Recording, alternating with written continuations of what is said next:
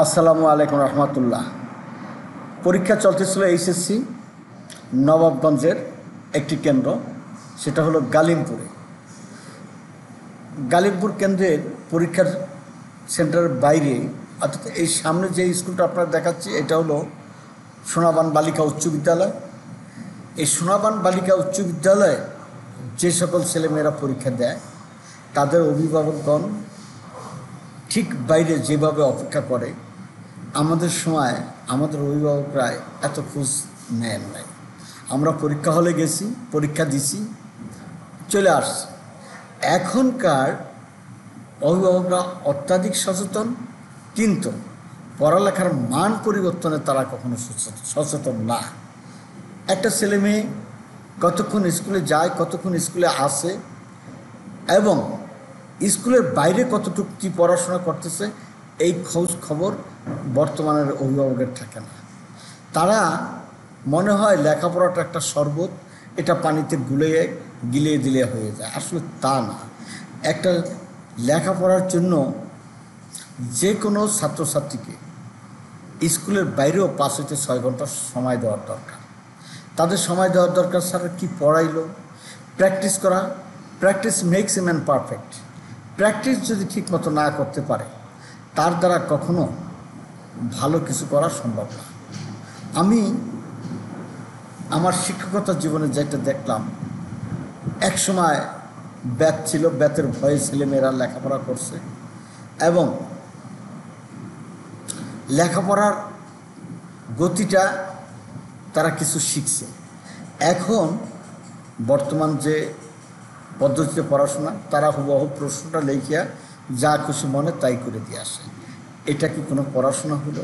এটা কি কোনো পড়াশোনার মান হলো? আসলে আমার কাছে বোধগম্য হয় না। এটা সরকারি নীতি, জাতীয় নীতি, সেখানে কি ছিল আগের সরকারের আমি বুঝি নাই। তবে শতকরা 100 জন লোকের মধ্যে 80 জন লোককে যদি জিজ্ঞাসা করা হবে, সেই পদ্ধতিটাকে তারা ভ্রান্ত বা ভুল বলে মনে করবে। এটাই স্বাভাবিক। সামনে এগিয়ে আসছে ভবেশচন্দ্র দাস, এই যে একজন প্রধান শিক্ষক, তার সাথে অবশ্য আলাপ করতে চাইছিলাম। সেখানে অভিভাবকরা এইভাবে ঘিরে রাখছে তাকে, তার সামনে আলাপ করাটাও খুব সুযোগ হলো না। অভিভাবক একটু শর্তে বললেও তারা সরল না, কারণ অভিভাবকরা উদ্বিগ্ন তার ছেলেমেয়েরা বেরিয়ে আসবে। আর যাই হোক, ছাত্রছাত্রীরা এই কেন্দ্র থেকে বেরিয়ে আসছে পরীক্ষা দিয়ে। এখন যে অবস্থাটা, তারা পরীক্ষা দিয়ে আসছে, তারা কি দিয়ে আসছে সেটাও তারা ভাবে না। তবে তুলনামূলকভাবে নবাবগঞ্জের রেজাল্ট মানটা একটু বেশি। আমি বর্তমানে শ্রীনগর থাকলেও নবাবগঞ্জে আমি যেখানে ছিলাম সেখানে শতভাগ পাস করার আমার স্কুলে কয়েকবার করছে, এবং বেশ কয়েকটা স্কুল আছে যারা শতভাগ পাস করে। ঠিক এখানে এসে দেখলাম 2-1টা স্কুল শতভাগ করছে আগে, কিন্তু বর্তমানে সেই এটা দেখি না। তবে অভিভাবক সচেতন হইলে অবশ্যই ছেলেমেয়েরা ভালো রেজাল্ট করবে।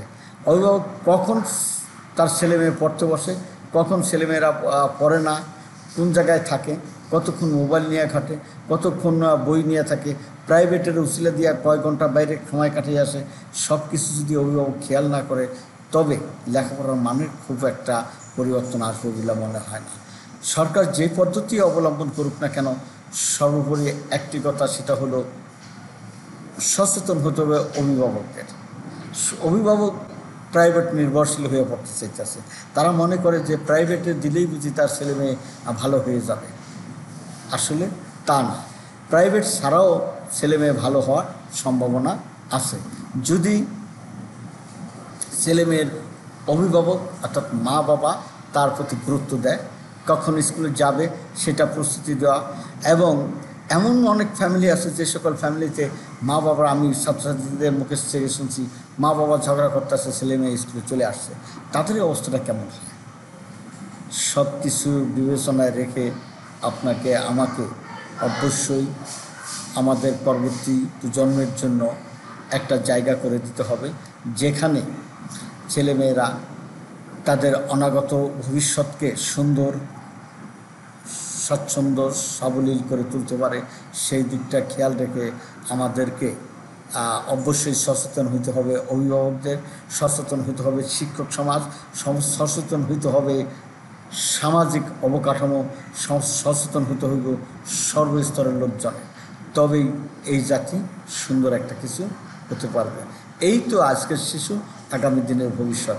এই ভবিষ্যৎকে সুন্দর করার জন্য আমাদেরকে অবশ্যই এদের প্রতি নজর দিতে হবে। ধন্যবাদ। ভিডিওটি ভালো লাগলে লাইক, শেয়ার, কমেন্টস করে পাশে থাকবেন।